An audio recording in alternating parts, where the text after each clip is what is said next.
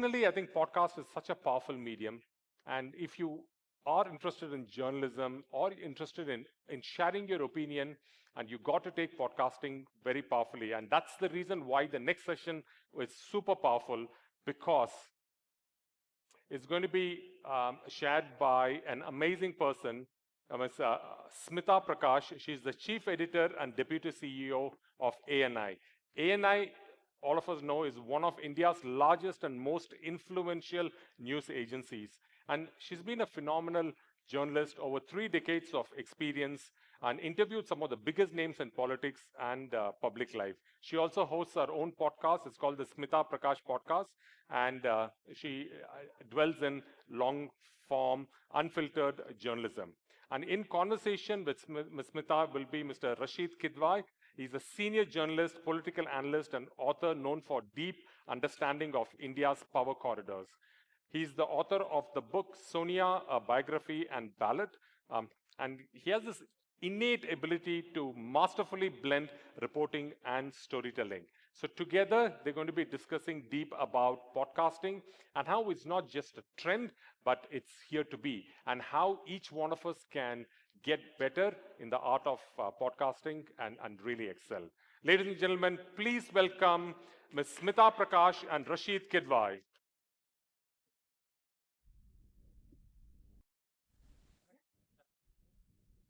Hello, friends. It's such a pleasure to see so many young faces here. And that's very heartening because there is nothing like interacting with young minds because you hold present and future. So today we have a very special person, a very distinguished guest, a very well-known, journalist who's been a journalist for I think over 3 decades, and she has done a lot of ground reporting. I also worked in ANI when she was there. And one of the few programs I remember, this was, I'm talking about very early, I think 91, 92. She started a program called Ghumta Aina. And it was like a trendsetter. There was no private television. There was only Doordarshan, and then I think ZTV came, etc. That Ghumta Aina had a capsule of a weekly roundup of various events, but she used to give a kind of commentary, a perspective of national and international issues of importance. And that time, friends, I must point out to you, because many of you may not have been born then, that the visual media was largely government controlled. So in that sense, she has been a very big achiever. As it's being said, the ANI has a lot of footprint. Whatever you see on visual media mostly, and of course they have a print wire service also, a very big network, an agency that has a tie-up with, I would say, Reuters on the one hand, Sputnik on the other hand. So Russia, American, news channels, British news channels, French, all of them, they lean on ANI when it comes to India or India coverage. She's always been in news. Now she started a podcast, a very successful podcast, which has a range of issues. Friends, time is less, so we'll have a chat. And of course, you feel free at the end of the conversation. You please do ask a question. So what we'll do is we'll try to do it in bilingually, and she's very good at it. So ये बताइए पहली बात आप कि आज इतना मतलब ज़्यादा न्यूज़ है चारों तरफ, तो आपको ये पॉडकास्ट करने की क्या आवश्यकता पड़ी? मतलब we say there is too much of news around, and yet you started a very successful one, I would say more than 200 episodes. So why you thought of podcast, and how is podcast different from the usual news cycle?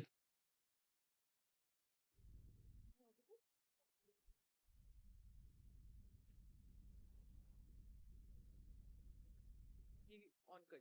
Can you hear me now? Thank you very much.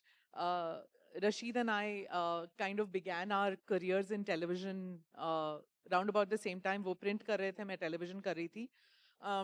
And to the question as to why podcasts, I think the point is that अगर मुझे relevant रहना है journalism में, तो reinvent करना होगा, right? So continuously reinvent करना. आपने घूमता इना का जिक्र किया, तो जब मैंने जर्नलिज्म की पढ़ाई की, इंग्लिश जर्नलिज्म की थी, Indian institute of mass communication में कम्युनिकेशन का कोर्स था, उन दिनों कोई बैचलर्स डिग्री नहीं थी, बीए डिग्री नहीं कर सकते थे आप जर्नलिज्म में, सिर्फ जामिया में था, वो भी फिल्म एंड टेलीविजन था। तो communication was a post graduate diploma, तो मैंने वहां से डिप्लोमा किया और डिप्लोमा इंग्लिश जर्नलिज्म में किया। I am a south Indian, तो हिंदी इज नॉट माय मातृभाषा। लेकिन जब ये अपॉर्चुनिटी आई जी टीवी में, जो पहली बार जब टेलीविजन का जो माध्यम था वो खुल गया, and we are at least Rashid and I are from that generation जहाँ पर टेलीविजन का मतलब था दूरदर्शन। तो उस वक्त जब प्राइवेट टेलीविजन चैनल खुल गए थे, थैंक्स टू लिबरलाइजेशन, तो जी टीवी ने कहा कि आप एक न्यूज राउंड अप कीजिए, तो हिंदी में कीजिए। तो मैंने कहा Hindi is not my language, so what do I do? So they said, and there was no Google in those days, I'm really like a dinosaur, so अगर translate करना था तो भाषा सीखनी पड़ती थी। This is of course pre Thackeray era also, तो मुझे किसी ने डंडा नहीं मारा सीखने के लिए। मैं सीबीएसई से हिंदी सीख के मैंने हिंदी में लिखना सीखा। उसके बाद it became that I don't want to speak that Doordarshan Hindi, you know. So I remember Utpal Dutt ने कहा था एक बात, कि दूरदर्शन की जो हिंदी है, it is like instead of अब आप हिंदी में समाचार सुनिए, इट वाज लाइक अब आप समाचार में हिंदी सुनिए। So I didn't want to speak that kind of language. So ZTV was speaking that bolchal wali Hindi. So I learned that. धीरे धीरे करके then I realized that I want to expand my sphere of activity. तो फिर हमने as a news agency we started sending news abroad. Then I realized that I want to just report for foreign networks. फिर मैंने वो किया. I worked for Channel News Asia Singapore, NHK Japan. I was doing for South Africa.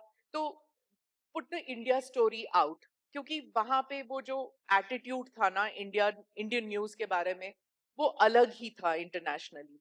So I started doing that. उसके बाद ground report, so basically keep evolving, नहीं तो आप relevant नहीं रहेंगे। So podcast was just an extension of journalism, I feel. Hello या हाँ। तो अब मैं इस संबंध में आपसे एक और ये सवाल पूछना चाहता हूँ कि देखिए हम देखते हैं बहुत सारे हमारे देश में आज यूट्यूबर्स हैं, पॉडकास्टर्स हैं, लेकिन कुछ ऐसा भी कभी कभी ऐसा आभास होता है कि वो बड़ा एक डिवाइडेड या पोलराइज्ड है। असल में मीडिया स्टडीज भी बताती हैं कि मीडिया जो है is not a change agent. Media is actually perpetuates the existing belief system, मतलब जो हम सोचना और समझना चाहते हैं उसी को वो उसी तरफ अपने आप को ले जाती है। तो आपको एज अ पॉडकास्टर ये एक बड़ा चैलेंज होता है कि आपका जब सेगमेंटेड मार्केट हो, चाहे वो मैं जैसा कह रहा हूँ पॉलिटिकल बिलीफ हो या सामाजिक स्तर पे जो चीज़ें हैं, धर्म और आस्था के मामले हैं, हर चीज़ में हम आज देखते हैं कि हमारा देश और समाज जो है उस तरीके से ओपिनियन बहुत बटा हुआ है। तो ये आपके लिए कितना मुश्किल होता है, क्योंकि जो आप टेलीविजन न्यूज़ जैसे जो एएनआई जो न्यूज़ कंटेंट प्रोवाइड करता है वो तो उसकी इंस्टेंटिनिटी की तुरंत मिल गया। जैसे अभी प्रशांत किशोर चोट खाए तो सबसे पहले एएनआई के पास फुटेज आया। तो ये सब ये होते हैं, लेकिन यहाँ पर आपको अपना कंटेंट बनाने के लिए क्या चैलेंजेस हैं, क्योंकि बहुत से जैसा मैं कह रहा हूँ यहाँ युवा आपके साथ बैठे हुए हैं, वो एक कितना बड़ा चैलेंज होता है। ये जो पोलराइजेशन की बात, पहले मैं बात करती हूँ कि मीडिया पोलराइज्ड है कि नहीं, और क्या आज के जमाने की जो मीडिया है वो ज्यादा पोलराइज्ड है एज कंपेयर टू 15 साल पहले, 20 साल पहले, या फिर 30 साल पहले की बात है। रशीद, मैं आपको याद दिलाऊं कि जब I think you also covered the same period, जब अडवाणी जी की रथ यात्रा निकल रही थी, तो हम भी कवर कर रहे थे, आप प्रिंट के लिए, मैं टेलीविजन के लिए। तो जब हम कवर कर रहे थे तो आई रिमेम्बर जो हमारे एक प्रोड्यूसर थे, मैं उनके घर में गई after we finish the shoot, मैं उनके घर गई खाना खाने, तो उनके दरवाजे पे लिखा था, गर्व से कहो हम हिंदू हैं। अब वो कश्मीरी पंडित हैं, हाँ। तो मुझे अजीब लगा, तो मैंने उनसे पूछा कि आप हिंदू हैं तो आप सबको बताना क्यों चाहते हैं कि हिंदू हैं, और आप एक इत्तेफाक की बात है कि आप हिंदू परिवार में आपने जन्म लिया, आप कन्वर्ट करके तो हिंदुइज्म में नहीं आए, तो why do you need to assert this fact? तो उन्होंने कहा कि हम अपने बच्चों को सिखाना चाहते हैं अपने रिलीजन के बारे में। वो अपना स्टेट छोड़ के अब यहाँ पे पले बड़े हैं, तो they should not forget their roots. अब वो एक दूसरा ही किस्म का एक एंगस्ट था। लेकिन उन दिनों मैंने वो भी देखा था, उस पोलराइजेशन को भी मैंने देखा था, आज के पोलराइजेशन को भी देखा था। तो media is just an extension of society. अगर आप सोसाइटी में पोलराइजेशन देखेंगे तो आप न्यूज मीडिया में देखेंगे, आप फिल्म में देखेंगे, आप म्यूजिक में देखेंगे, तो कहाँ पे नहीं है पोलराइजेशन? आप even in any kind of sphere of activity आप ये देखेंगे। तो एक तो वो पोलराइजेशन की बात है।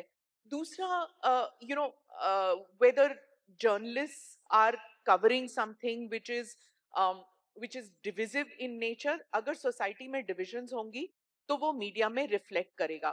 Does media today have the same freedoms? I am sure आप मेरे से यही सवाल पूछेंगे जो हर जगह पूछा जाता है। I mean you know the answer, but I am sure you are reflecting कि लोग क्या पूछना चाहते हैं।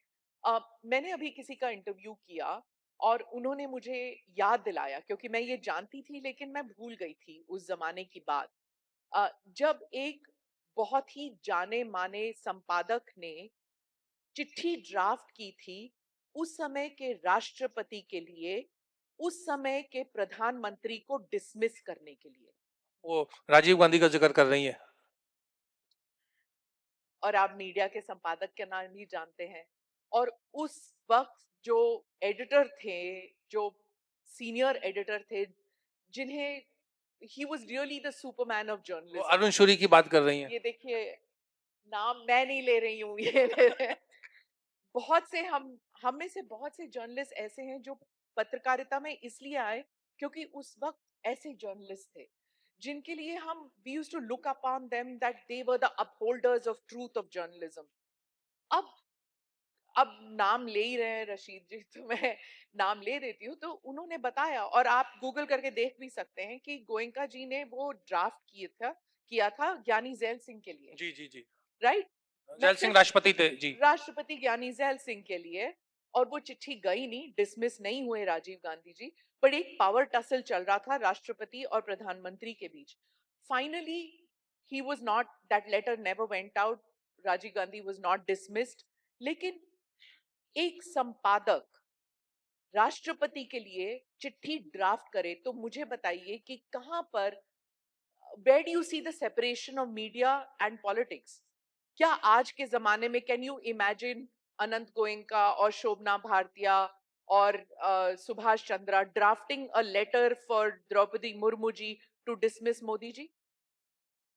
Just I am not talking कि प्रो मीडिया एंटी मीडिया बात नहीं कह रही हूं मैं ये कह रही हूं कि जो आज के जमाने में कहते हैं कि उन दिनों की मीडिया बहुत ही फ्री थी और आज की मीडिया दबी कुचली हुई है।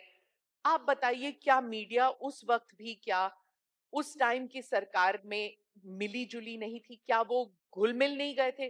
क्या वो संपादक जो थे वो पावर ब्रोकर्स नहीं थे? और आज के संपादकों पर जो आई विल ओनली से कीचड़ उछला जाता है, आई विल ओपनली से दिस, कि it's not Lanchhan, it's not भेद, it's not, it's complete and accusation कि हमारे आज के संपादक जो हैं दे आर स्पाइनलेस। जो एक चीज अडवाणी जी ने कहा था कि यू आस्क द इमरजेंसी के समय। हाँ। एनीवे, गो नहीं, अहेड। नहीं, नहीं, नहीं, बिल्कुल। देखिए, आपने बड़ा एक संवेदनशील विषय छेड़ा और मुझे इस बात की खुशी है कि देखिए वो बिल्कुल बेझिझक इस बारे में बात कर रही है और मीडिया के ऊपर एक तरह के जो इल्ज़ाम लगते हैं, चार्जेस लगते हैं, उसको उन्होंने एक्सप्लेन किया। देखिए, मीडिया का पहले भी जैसा कह रही है पहले, लेकिन आज स्मिता जी मुझे ही लगता है, और आप इस पे अपना मत रखें, कि जो सोशल मीडिया है, क्योंकि आज हर आदमी के पास में मोबाइल फ़ोन है, व्हाट्सएप पे उसके पास आता है, इंटरनेट है, फ्री इंटरनेट एक्सेस है, इंफॉर्मेशन के बहुत सारे साधन हैं। वो उस कॉन्टेक्स्ट में तो हर आदमी को, मतलब वो एक तरीके से मीडिया के पॉइंट ऑफ व्यू से वो मीडिया इंफॉर्मेशन रिच है। उसको लगता है कि वो जो बात कह रहा है वो सही कह रहा है और दूसरे लोगों के पास गलत है। तो उसमें एक एडिटर होने के नाते आप भी बताइए कि क्या एक चैलेंज होता है? बिकॉज हेयर यू आर, पहले देखिए क्या होता था कि जो मीडिया के सूत्र होते थे, चाहे वो अखबार हो या टेलीविजन हो, वो इन्फॉर्म करते थे, इन्फॉर्म, एजुकेट करना। आज जो ऑडियंस है वो अपने आप में काफ़ी एजुकेटेड है, बहुत से लोग अखबार भी नहीं पढ़ते, केवल मोबाइल के सहारे चल रहे हैं। तो इसमें न्यूज़ गैदरिंग का काम कितना चैलेंजिंग हो गया? और दूसरा, ये जो बार बार पोलराइजेशन का चार्ज लगता है मीडिया के ऊपर, आई अग्री विद यू कि सोशल मीडिया का बहुत ज्यादा असर है आज के जमाने में, and I think that's a good thing. मेरे एज ग्रुप के लोग नहीं मानते कि social media is a good thing, क्योंकि वो देयर व्यू इज कि जो पुराने जमाने का जो न्यूज था वो ज्यादा बेटर था, क्योंकि जो ट्रेडिशनल मीडिया है कम से कम उनके नॉर्म्स एंड ट्रेडिशंस होते हैं, वो फैक्ट चेक ज्यादा करते हैं, वो एक सोशल रिस्पॉन्सिबिलिटी होती है, एक मीडिया रिस्पॉन्सिबिलिटी होती है, एथिक्स होता है. आई एग्री कि ट्रेडिशनल मीडिया के हम सब पे कुछ रूल्स एंड रेगुलेशंस हैं. जो सोशल मीडिया पे जो जर्नलिस्ट हैं, यूट्यूब पे हैं या इंस्टा के जर्नलिस्ट हैं, वो भी जर्नलिस्ट हैं, क्योंकि आज जिसके पास मोबाइल फोन है वो जर्नलिस्ट है, जी. वो रिपोर्ट कर रहा है. आप जर्नलिज्म की जो परिभाषा है उसको वाइडन करना पड़ेगा. तो जो उनकी रिस्पॉन्सिबिलिटी नहीं है, क्योंकि उनके लिए कोई गवर्निंग लॉज नहीं है. तो in that respect I understand कि ये है. पर ये भी सच है कि उस जमाने में जो न्यूज़पेपर या जो दूरदर्शन या जो ऑल इंडिया रेडियो कहता था, हम लोग सब उसको ज्ञान समझते थे, हम उसको बिलीव करते थे. जैसे जब when Indira Gandhi was assassinated, it was not told to us, right? BBC informed us. आज के जमाने में भी ऐसे होता है that people rely on traditional media कि जब तक वो नहीं कहेंगे हम विश्वास नहीं करेंगे यूट्यूब जर्नलिस्ट पर. ये भी है. बट सोशल मीडिया की वजह से आई थिंक आज के जो हमारे लीडर्स हैं दे आर वेरी केयरफुल. आज के हमारे ब्यूरोक्रेट्स हैं, दे आर वेरी केयरफुल. अगर आज सरकार कहती है कि मैंने 20,000 किलोमीटर रोड्स बनाए हैं, social media immediately will say कि फालतू के रोड्स बनाए हैं, देखो क्या बनाया है, ये 2 मिनट में उखड़ जाता है सारा, एक बारिश में निकल जाता है. अगर सोशल मीडिया ना होता, सिर्फ ट्रेडिशनल मीडिया होता, तो आपको ये सब नहीं मिलता. Citizen journalists are the best thing to have happened to this country. Not rely on that 10,000 probably journalists countrywide, जो एक जिनका हक था. I won't say it was just their duty. जिनका हक था कि वो जिस तरह रिपोर्ट करना चाहे वो रिपोर्ट कर सकते थे. लेकिन by citizen journalist coming, by YouTube journalist coming, there's a lot of um, what should I say, leaders being told the truth, जो शायद ट्रेडिशनल जर्नलिज्म में वो गट्स नहीं है जो यूट्यूब जर्नलिस्ट और सोशल मीडिया जर्नलिस्ट में है. जी, आपने बहुत अच्छी बात ये बताई। इसी विषय पे आपकी अनुमति से एक और सवाल मैं पूछना चाहूँगा, क्योंकि लोगों के मन में इस तरह की जिज्ञासा होती है कि क्या हमारे यहाँ कोई ऐसी जैसे रेगुलेटरी बॉडी होनी चाहिए जो मीडिया, जिसमें मतलब जो जितने भी ट्रेडिशनल मीडिया हैं या ऑनलाइन पोर्टल्स हैं, टेलीविज़न है, उसको शामिल करे? क्योंकि वैसे तो देखिए प्रेस एसोसिएशन भी है, प्रेस काउंसिल भी है, लेकिन वो सब उसके रूल रेगुलेशन सब पुराने हैं, आउटडेटेड हैं, उस वक़्त इंटरनेट नहीं था। और उसके लिए एक तर्क ये दिया जाता है कि नहीं, अगर कोई कंट्रोल होगा तो एक तरीके की सेंसरशिप होगी, सरकार सेल्फ रेगुलेशन आप खुद जानती हैं कि होता नहीं है, लोग उसकी कोई परिभाषा भी नहीं होती। और एक उसी के साथ आप अगर इसका जिक्र करें कि जैसे एक संवेदनशील मामले होते हैं, जैसे अभी ऑपरेशन सिंदूर हुआ, उस समय पे जो टेलीविजन कवरेज जिस तरीके का हुआ, सरकार की तरफ से नहीं था, लेकिन कुछ लोग मतलब अति उत्साह में ऐसा लोगों को लगा कि बहुत ज्यादा बढ़ गए या बातें करी। तो इन सब के बारे में आपका एज अ मीडिया प्रैक्टिशनर आपकी क्या राय है? सेल्फ रेगुलेशन को लेके मैं तो उसके हक में हूँ. आई गेस उसके भी पैरामीटर्स हैं. अ, लोग सेल्फ रेगुलेशन आजकल करते नहीं है, क्योंकि हर चीज हिट्स पे डिपेंडेंट होती है. चाहे आपका एडिटर हो, अगर आप सेल्फ रेगुलेट करते हैं तो एडिटर आपको कहेगा कि आपकी स्टोरी उसके हिट्स नहीं आए, और अगर हिट्स नहीं आए तो revenue hit gets hit.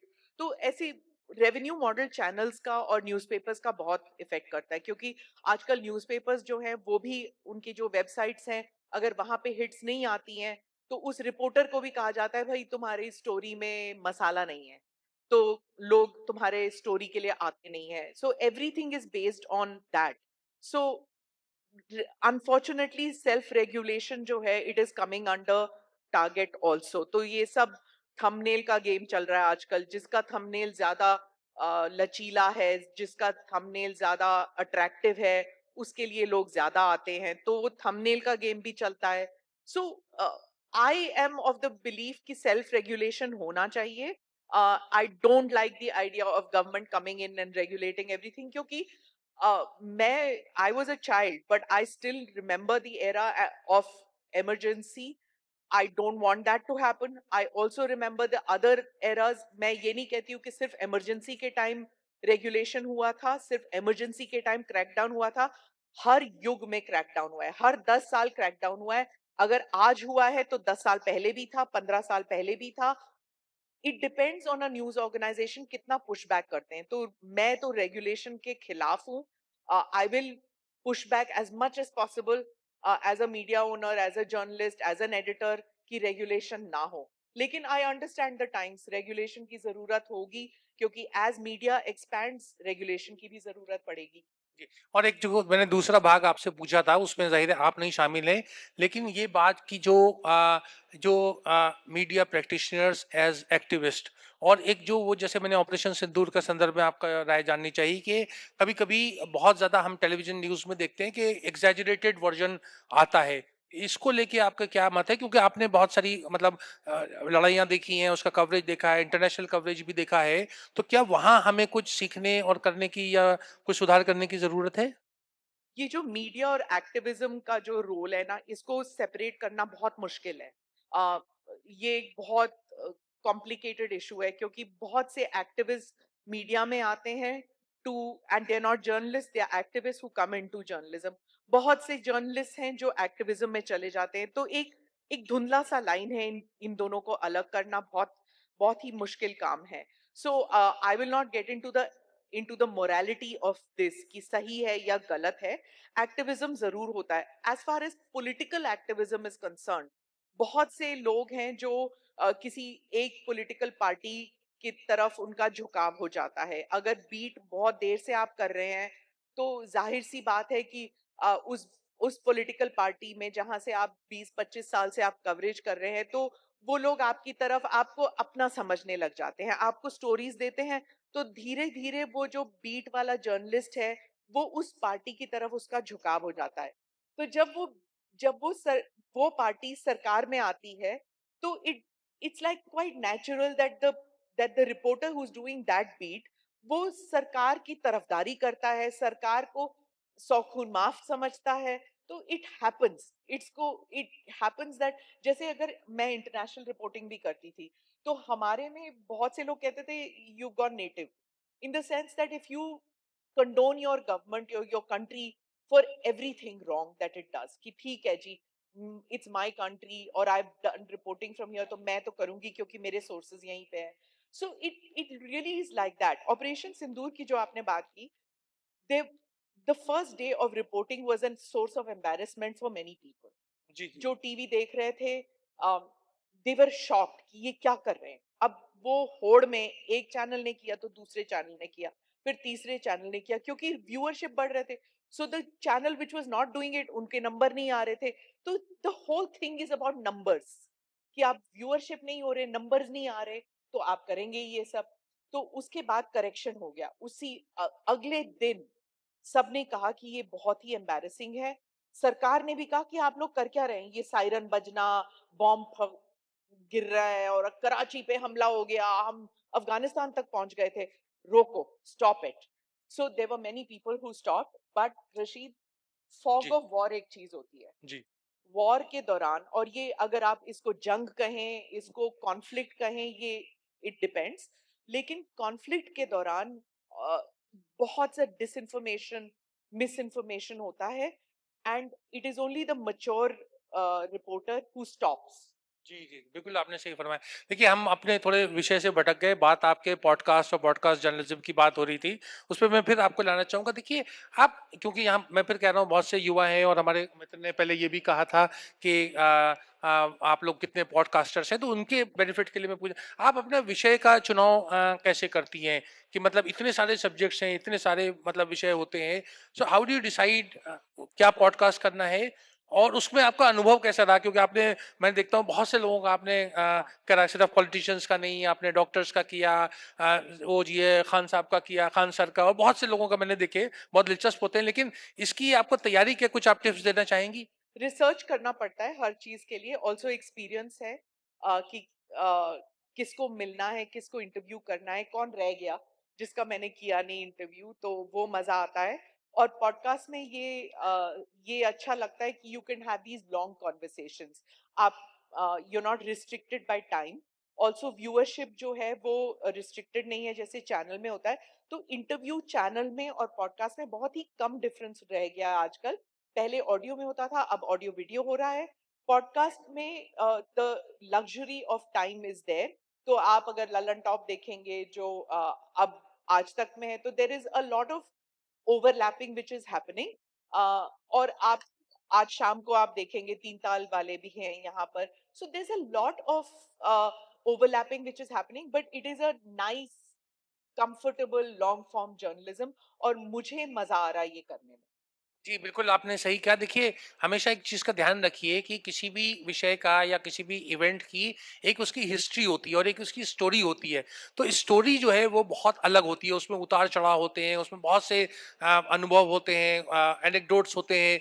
History में तो सिर्फ़ एक तारीख और वो दर्ज होता है कि फलाना व्यक्ति कैसे प्रधानमंत्री बना, मुख्यमंत्री बना, क्या हुआ। लेकिन पर्दे के पीछे क्या होता है, वो सारी की चीज़ें स्टोरी में आती है और वही स्मिता प्रकाश जी के पॉडकास्ट की एक ख़ुसूसियत है, ख़ास बात है। अगर 1 मिनट का समय हो, कोई अगर प्रश्न पूछना चाहे, 1-2 सवाल आप स्मिता जी से कोई पूछना चाहे तो So सवाल। let's give opportunity to people right at the back. Yes, please. Just introduce yourself. Yeah. Let's turn on your microphone. Hang on. So I want the people who are handling the mic to take more responsibility and just be with the mic just on it and make sure that it works. Hello, ma'am. Myself Udesh. I've also done my PGDM from IIMC. अभी आपने बोला कि अभी कीचड़ उछाला जा रहा है, खास करके आजकल के एडिटर्स पे.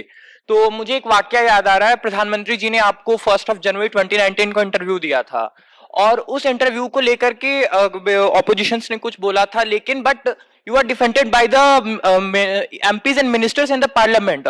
Even they take your names. You are not the member of the parliament at that time. Even today, you are not the permanent member of parliament, but you are defended by the ministers and MP of the ruling political party. So there is some what we link ना कि हाँ वो अगर लोग आपको या किसी को भी कुछ बोल रहे हैं तो उसमें जरा सी तो कहीं ना कहीं कुछ सच्चाई दिख रही है ना. Interesting question. I think maybe Rashid can validate this point that there was a time even the Congress defended me because the BJP used to criticize me. So I was called Sonia Media at one point of time. तो उस time BJP वाले मेरे को criticize करते थे. So Rashid will remember that time. Unfortunately, you won't remember that time because most of your adult life has been when BJP is in government, right? So I have started my journey in journalism when Congress was in government, right? And I Rajiv Gandhi और नरसिम्हा राव के समय में कार्यकाल में ANI पे बहुत बार जब press club जाता था वहाँ ये कहते थे कि अरे ये तो सरकार का जो है मत रख रहे हैं और विदेश में भी सरकार की वाहवाही कर रही है. तो ये मीडिया के ऊपर इस तरीके का एक चार्ज. देखिए, एएनआई का जो कंटेंट होता है वो, जो मैं विजुअल मीडिया की बात कर रहा हूँ, वो इवेंट बेस्ड होता है. वो होता है इंटरव्यूज जब भी आप करते हैं तो इंटरव्यू के कुछ अपने तौर तरीके होते हैं, एक शिष्टाचार होता है. एक व्यक्ति को जो इंटरव्यू, खासतौर से जो प्रधानमंत्री के इंटरव्यू होते हैं, वो उसका एक अपना एक अंदाज होता है उसमें, क्योंकि जो प्रधानमंत्री कह रहे हैं, कोई भी प्रधानमंत्री हो, उसका जो पॉइंट ऑफ व्यू है वो खुद एक मतलब न्यूज होता है उसको. if I may interrupt, the BJP at that time used to criticize me because my father was media advisor to Narasimha Rao, Prime Minister Narasimha Rao and Prime Minister Rajiv Gandhi. So they used to say ये nepo kid है, जो आजकल आप करण जौहर के actors को कहते हैं ना. तो उस टाइम मेरे पे ये क्रिटिसिज्म होती थी कि ये तो कांग्रेस की बात करेगी. Her father is media advisor to two Congress chief minister, prime ministers. He was also advisor to VP Singh and Chandrasekhar. That's a different matter. But the point is that if I was to stop doing my journalism because of what people say, then forget it. Like लोग कहते हैं ना कि मुंह से निवाला तक छीन लेंगे लोग. सीता को बदनाम करते हैं, मैं क्या चीज हूँ? Yeah. Oh, very well said. Also, I have a request.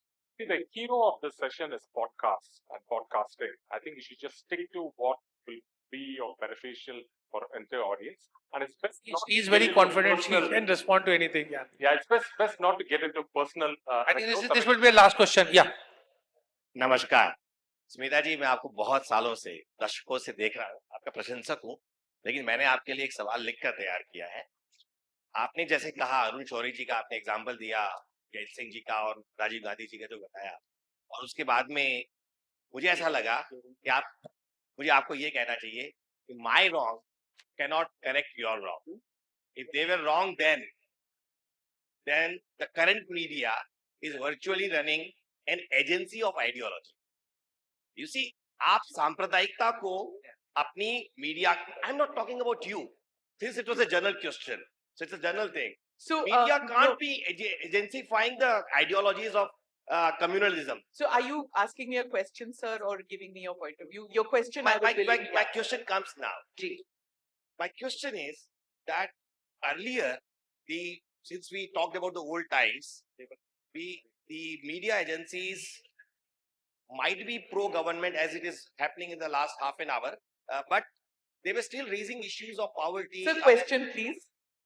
आपको आपको ऐसा नहीं लगता कि पिछली बार की जो मीडिया जो पुरानी मीडिया थी वो पब्लिक इंपॉर्टेंस के इश्यूज को ज्यादा रेज करती थी? Okay. देखिए ये नहीं सॉरी, मैं एक बात कहना चाहता हूँ। देखिए एक आपका पॉइंट ऑफ व्यू है और ये चीज़ है, लेकिन मैं आपको बताऊं टेक्नोलॉजी ने बहुत ज़्यादा चेंज लाया है। जो आज का जो टेक्नोलॉजी ड्रिवन मतलब मीडिया, और मीडिया से मतलब सारा होता है सोशल मीडिया, व्हाट्सअप, हम लोग तो व्हाट्सअप यूनिवर्सिटी कहते हैं, वो करते हैं। तो मीडिया के लिए बहुत सारे चैलेंजेस हैं और इसमें कोई ये आपका क्रिटिसिज्म इतना तो वैलिड हो सकता है कि भाई हर मीडिया हाउस को या हर व्यक्ति को अपने आप को बेहतर बनाया जा सकता है, लेकिन ये कहना कि पहले बहुत अच्छा था अब बहुत खराब है, देखिए एक ये लोगों में एक सत्ता को लेके, और ये सत्ता का वो चाहे राजा महाराजाओं का समय हो या लोकतंत्र हो या राज्यों में, बहुत से राज्यों में होता है, हमारे मित्र बैठे हैं वो सब जानते हैं कि एक जो रूलिंग पार्टी के साथ में, रूलिंग पार्टी या रूलिंग कोलिशन के साथ में और मीडिया पे हमेशा इस टाइप का एक तरीके से इल्जाम भी लगता है, उंगली भी उठाई जाती है, और जहां तक उसमें कितनी सच्चाई है ये तो आप आदमी के परसेप्शन पे होता है। Also about Mr. Shori, I'd like to remind you that I started by saying that many of us joined journalism because of him. So I'm not saying that everything he did was wrong, but it's not as if these gods of journalism did not at times compromise, right? The entire journalism of one section of Mr. Shori's journalism was to fight Reliance and Ambani's. Uske baad, he took Mr. Vajpayee and made him sit on Dhirubhai Ambani's chair at a public event. उन्होंने ये भी कहा कि वो धीरूभाई जो है वो राष्ट्रीय हित में काम कर रहे थे। So what I'm saying to you is, it doesn't make today's media less right or wrong as compared to earlier. And for you to say that today's media उजागर नहीं करती है, आप मुझे बताइए, एक बारिश अगर होती है, एक फ्लाईओवर गिरता है, तो at least 20 cameras are there. मुझे बताइए, आप 20-25 साल पहले कभी होता था?